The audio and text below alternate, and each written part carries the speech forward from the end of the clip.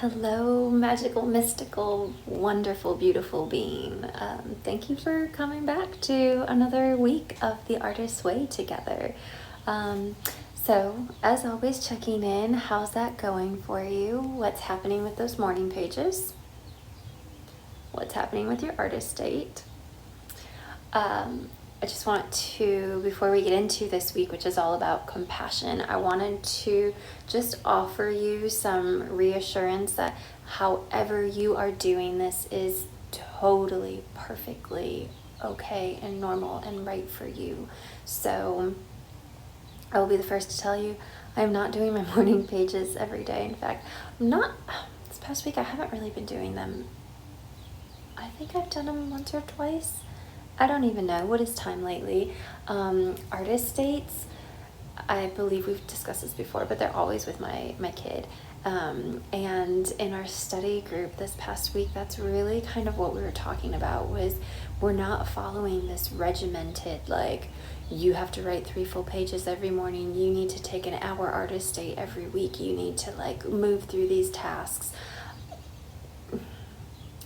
Life doesn't work like that, right? I'm not here to be a rigid, stiff reminder of this plan that maybe that's not how you're designed to work, and that's okay. So life is fluid, and so work with what you've got, do what you can, and whatever you're doing is freaking phenomenal. Like, I'm proud of you just for showing up here and being part of this video, even if this is the only thing that you're doing. So I'm here to say that even though, the extent of what I'm doing for the Artist's Way is really just showing up once a week to lead the study group and reading through the chapter and working through some of the tasks. That's what I always get done, right? Like that's feeling really good to me. And then, sometimes I get through some morning pages. I'm definitely embracing a lot more creativity in my life and in smaller chunks here and there. And all of that has been really wonderful and exciting and creative and helping me to make the things that I want to see in the world. And so this is just a reminder that whatever you're doing is enough and it's valid and it's perfect. So that said, this week we're talking about week 9, which is recovering a sense of compassion. And this week was kind of talking about some of the blocks that come up for artists. So again, like I said, our biggest takeaway in our live study group this week was just making this work for you, right? Like, you're not working for it. This is something that you're gifting yourself this time, this energy to enhance your creativity, to motivate you to make more, and however you're doing that is totally fine. So as we get into talking about a little bit of this material and these blocks, it's all connected, right? There's synchronicity here. So fear was the first thing that comes up, and so this concept of blocked artists not being lazy, they're afraid. Block artists spend energy on self-hatred, regret, grief, jealousy, self-doubt, and that's exhausting. All right, that's not lazy. That is a lot of energy that's just being spent in a not productive way. So how can we redirect that energy? How can we take that wheel that's turning and shift directions and turn it towards creating something? So how do we do that? We do that with baby steps, okay? We don't need to think about these final outcome, this final piece de resistance that you're making, right? It's just very much like next step, little bit by little bit by little bit. So I personally really resonated with this thought of creativity as a sense of rebellion. So for anyone that grew up with parents, teachers, guides, whoever you had in your life, telling you that creativity was maybe not sensible, that it was silly, that it was just for fun, but not something that, could be a means of livelihood or a job or whatever that was. So some of us, I'm speaking for myself here, have this internalized feeling that when you're being creative, you are rebelling against your parents, teachers, guides, whomever. And that can be really challenging because, when you're rebelling, then you always have this sense of fear. You have this sense of you could be abandoned. You might start feeling guilty when you're creating. So we've got to figure out ways to turn those voices off and to show ourselves some compassion and decondition ourselves from that programming if that's something that resonates with you. So that was definitely something that that hit with me. Also this, or this thing, right, that so I grew up where we were surrounded by art. My parents took me to musicals and the ballet and the symphony, and we went to art museums and stuff like that.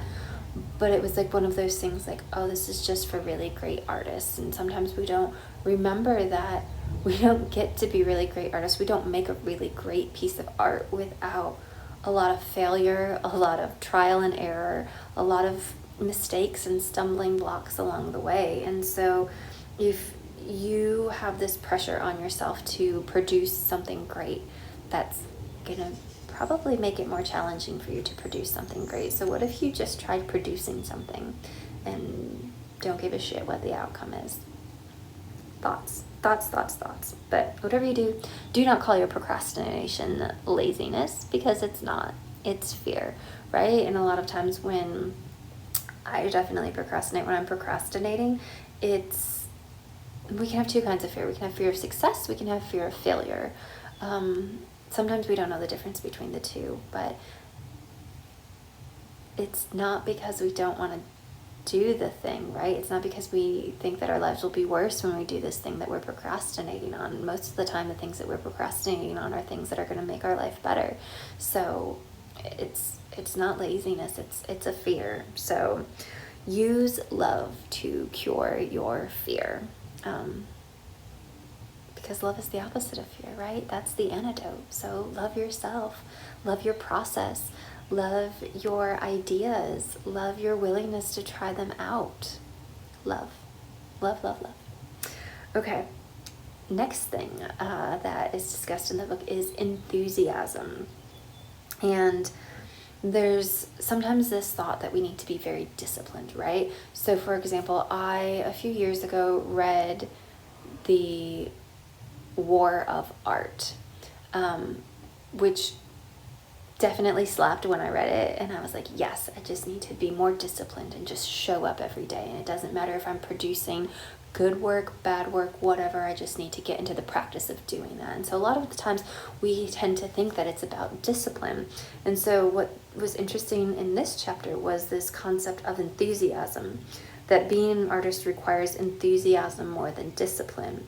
And enthusiasm is not an emotional state, it's a spiritual commitment, a loving surrender to our creative process, a loving recognition of all the creativity around us. And that enthusiasm is an ongoing energy supply tapped into the flow of life itself. And enthusiasm is grounded in play, not work. It's so much easier to play than work, right? So even if you are wanting to be disciplined, discipline has this like authoritarian, power tripping kind of feel to it, that there's got to be work. It doesn't. It can be play. You're allowed to play. I encourage you to play. So that's that. Definitely there was some talk about creative U-turns, that kind of like whenever you hit a wall, like don't allow yourself just to stop. Like how can you turn it around, right? Like if you hit a dead end, go back. Maybe even go back in a different direction. So whole lot there. There's a beautiful quote that life shrinks or expands in proportion to one's courage.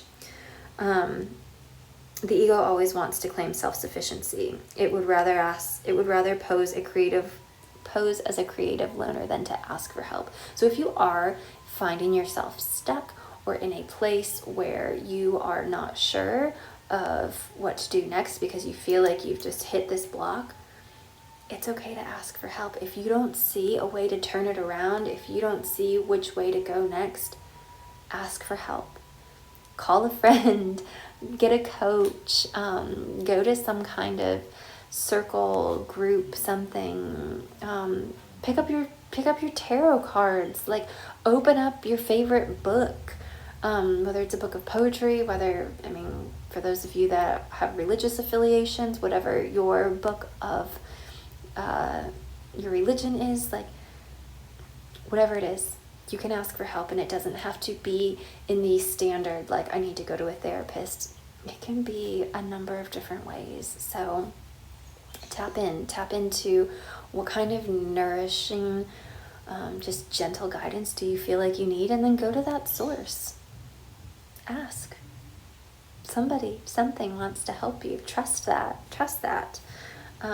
You are worthy of help. So there's that. What else? I think the last thing really in this recovering a sense of compassion was blasting through blocks.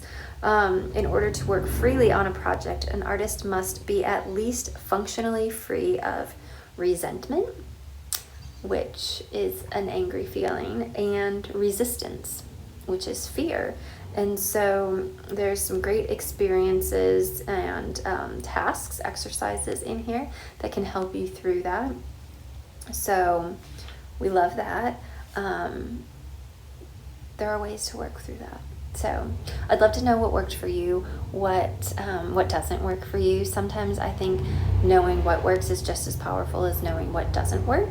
So either way, we get to create the container, the boundaries of knowing thyself, and what works for us today might not work for us tomorrow. So you are an ever-evolving creature, and you're allowed to change. In fact, it's recommended. So that's that.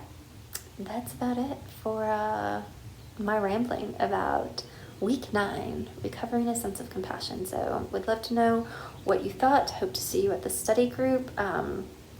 If you are interested in getting into some more of those spaces, like getting into some of those dark corners, working out some of these blocks, some of the things that you have going on, I invite you to check out the links below. Let's talk. We can do one-on-one coaching sessions. I've got a really cool virtual day retreat coming up on May 22nd called the Intuitive Project Incubator, where we're going to get together in community and work through some of that together so that we can tap into the limitless, powerful creator vibes that we all have inside of us to work through and pursue a project, a passion, a business, a goal, a dream, whatever it is that you've got going on. So that's that. I hope to see you soon. Have a most beautiful day.